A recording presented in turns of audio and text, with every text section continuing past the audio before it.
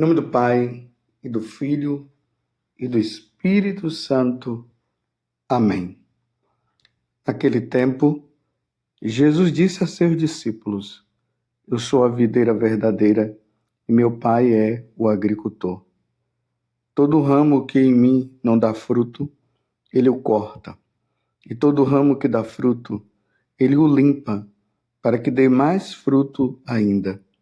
Vós já estáis limpos, por causa da palavra que eu vos falei. Permanecei em mim, e eu permanecerei em vós. Como o ramo não pode dar fruto por si mesmo, se não permanecer na videira, assim também vós não podereis dar fruto se não permanecerdes em mim. Eu sou a videira, e vós os ramos. Aquele que permanece em mim, e eu nele, esse produz muito fruto, porque sem mim nada podeis fazer. Quem não permanece em mim será lançado fora como um ramo e secará. Tais ramos são recolhidos, lançados no fogo e queimados. Se permanecerdes em mim e minhas palavras permanecerem em vós, pedi o que quiserdes e vos será dado. Nisto meu Pai é glorificado, que deis muito fruto e vos torneis meus discípulos. Palavra da salvação. Glória a vós, Senhor. Meus irmãos e minhas irmãs, hoje é domingo. Hoje é domingo, dia do Senhor. Espero que você já tenha se arrumado e ido para a missa, ou você deve estar se preparando para ir, mas não falte ao sacrifício da Santa Missa, que Deus se oferece a nós, que se dá a nós. O terceiro mandamento diz que nós devemos guardar os domingos e festas. Levemos a sério, meus irmãos. Faltar à missa ao domingo implica em pecado mortal. Claro, há as exceções. Os doentes que não podem ir, alguma circunstância difícil que deve ter acontecido e por isso a pessoa foi impedida de estar participando da missa. Aqueles que moram lá na roça e dificilmente os padres vão, esses estão livres. Eles faltaram não porque eles quiseram, eles faltaram por causa de uma circunstância. Agora você que mora perto da igreja, mora na cidade, tem missa e você não vai por preguiça ou porque você colocou algo acima da missa, por exemplo, uma festa. Tem gente que por causa da festa acaba não indo na missa. Isso implica em pecado mortal. Vai na missa e depois vai para a festa, não tem problema você chegar atrasado. Mas hoje é o dia do Senhor.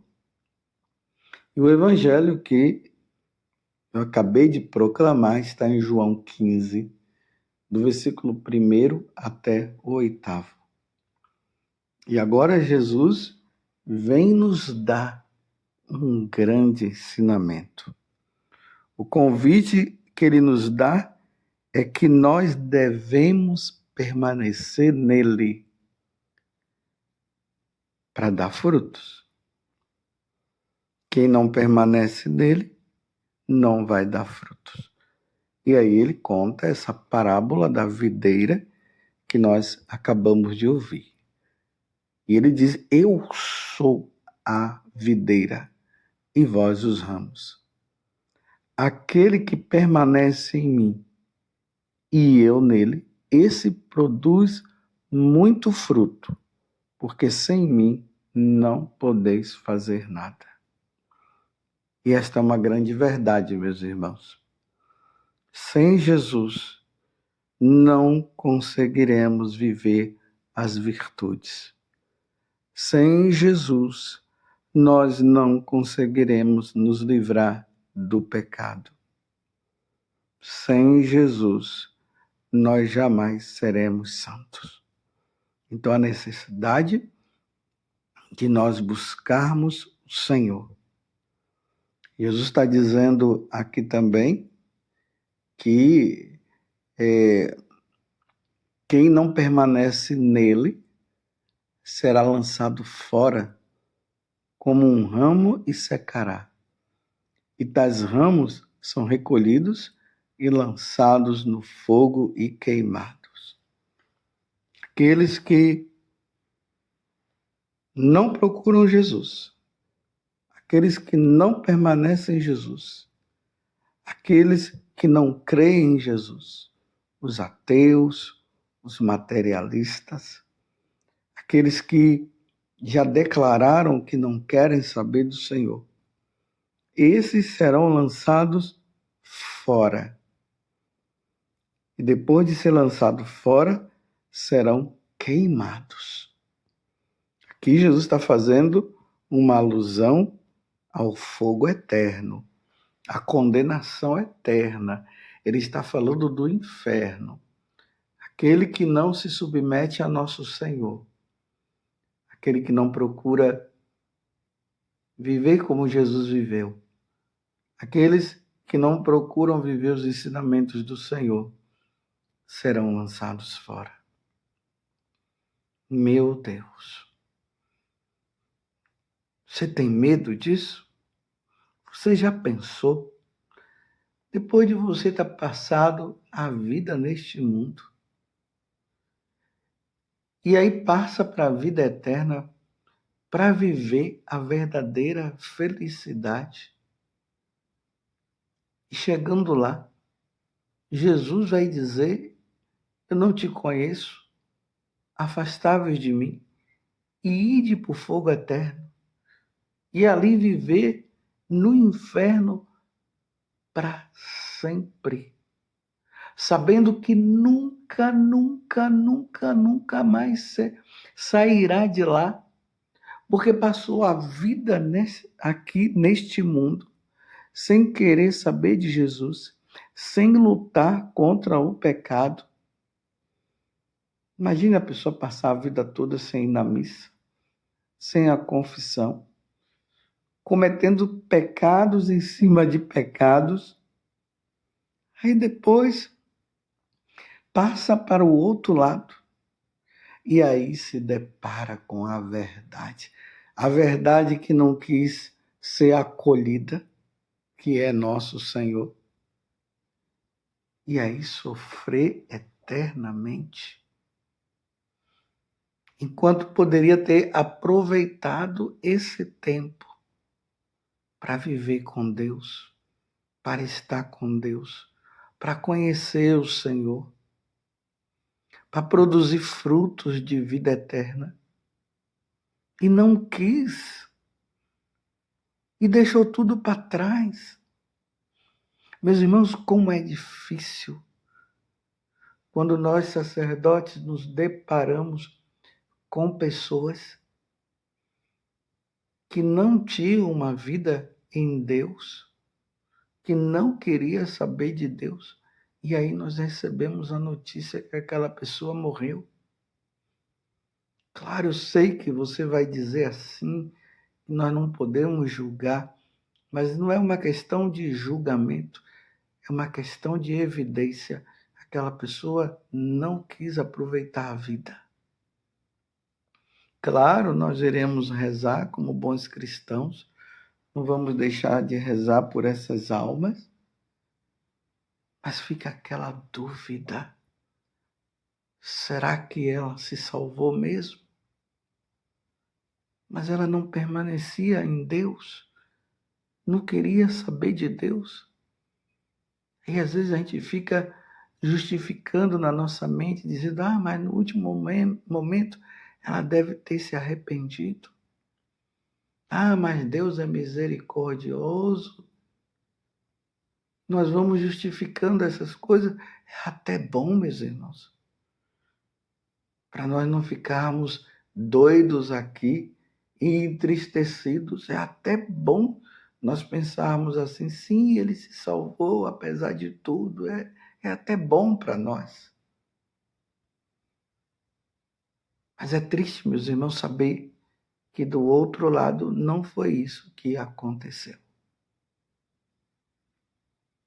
Uma vez uma pessoa estava me contando que num velório, foi até um diácono que estava fazendo ali as exéquias daquela pessoa que havia falecido, e começou a falar que aquela pessoa tinha sido uma pessoa boa, que era uma pessoa de Deus, que viveu bem com seus pais. E aí foi falando tudo, e aí aquela palavra que nós costumamos dizer, não é por maldade, mas é para consolar mesmo as pessoas. Ele está no céu, descansou. Depois que acabou lá os funerais, tudo, aquela mãe muito entristecida, ela procurou o diácono e disse: Pai diácono, o que o senhor falou não é verdade. O meu filho não viveu aquilo. Não é verdade, diácono, o que o senhor falou. E o diácono ficou muito triste naquele momento, melhor, ficou sem graça, né? Porque a mãe foi sincera. A mãe não estava dizendo também que o filho tinha sido condenado. Ela estava dizendo para o diácono que o que ele falou não era verdade. Vamos viver a santidade, meus irmãos. Vamos permanecer em Cristo. Se permanecerdes em mim, diz Jesus, e minhas palavras permanecerem em vós, pedi o que quiserdes e vos será dado. Então, hoje eu quero pedir, como eu falei esses dias na homilia, eu quero a minha salvação, a salvação dos meus. Quem não permanece em mim, de Jesus, será lançado fora como um ramo e secará. E tais ramos são recolhidos, lançados no fogo e queimado. Aí ele faz, mais uma vez, essa reafirmação: permanecer em mim e eu permanecerei em vós. Permanecer em mim, Jesus está dizendo. E permanecerei, e eu permanecerei em vós. E como é que nós permanecemos em Jesus? Na vida de oração. Nós permanecemos em Jesus quando nós confessamos os nossos pecados. O pecado mortal nos afasta de Jesus, nós ficamos sem ele. Então o sacramento da reconciliação nos une com ele novamente. Quando nós comungamos,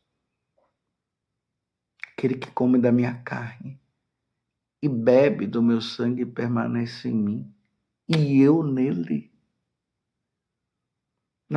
Jesus permanece em nós quando nós meditamos, nós lemos o seu evangelho e ali meditamos o evangelho. Você tem permanecido em Deus? Ou as circunstâncias da vida têm te afastado de Deus? Ou você está decepcionado com Deus? Meus irmãos, nós não podemos nos decepcionar com Deus. Jamais. Deus é Deus, Deus é o Senhor. Tudo que Deus faz é bom e é perfeito.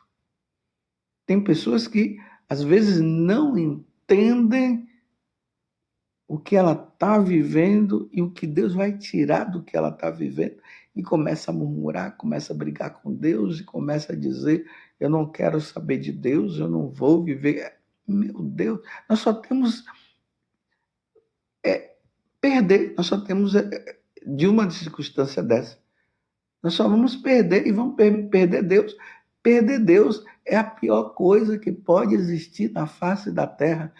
Perder Deus é a pior coisa que pode acontecer para uma alma.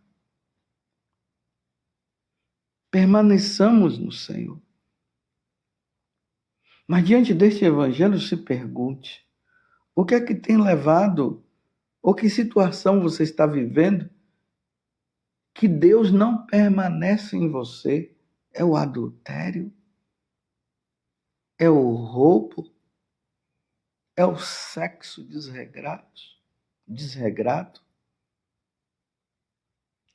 São as orgias, meus irmãos. É essa questão aí de homem com homem, mulher com mulher. E agora já está saindo mais uma, meu Deus do céu, cada vez mais. E isso acontece porque o homem se afasta de Deus. Agora é aquele que se relaciona com tudo, com o ser humano, com animais, com tudo que aparecer. Meu Deus do céu! Como Deus vai permanecer? Nós precisamos fazer comunhão com o nosso Senhor Jesus Cristo. Como diz Paulo, nós não podemos fazer comunhão com os demônios. Nossa comunhão é com o nosso Senhor. Com Ele que nós devemos permanecer. Mais uma vez eu te pergunto, o que tem levado você a se afastar de Deus, a estar longe de Deus? Eu repito mais uma vez, foi alguma decepção que você viveu? Graças a Deus, um dia eu atendi uma pessoa que ela dizia que estava afastada de Deus há muitos, muitos anos. E eu perguntei, quantos anos? Uns 30 anos. Imagina, meus irmãos, 30 anos perdidos. 30 anos perdido. Mas, graças a Deus, voltou. Graças a Deus. Que tem agora mais 30 anos para permanecer em Deus. Mas pode ser também que essa vinda tenha sido justamente para ir ao encontro de Deus. É numa dessa que a pessoa, depois de uma bela confissão, Deus a chama e vai para o encontro de Deus reconciliado, reconciliada, e aí Deus vai dizer: vinde bendito do meu Pai. E aí a pessoa vai dizer: ufa, escapei. Escapei por pouco. Você está longe de Deus, volte. Você abandonou a Igreja Católica, volte para a Igreja Católica. Volte para a casa do Pai. Volte. Faça como aquele filho pródigo que abandonou o pai, quebrou a cara e voltou. Mas ele voltou.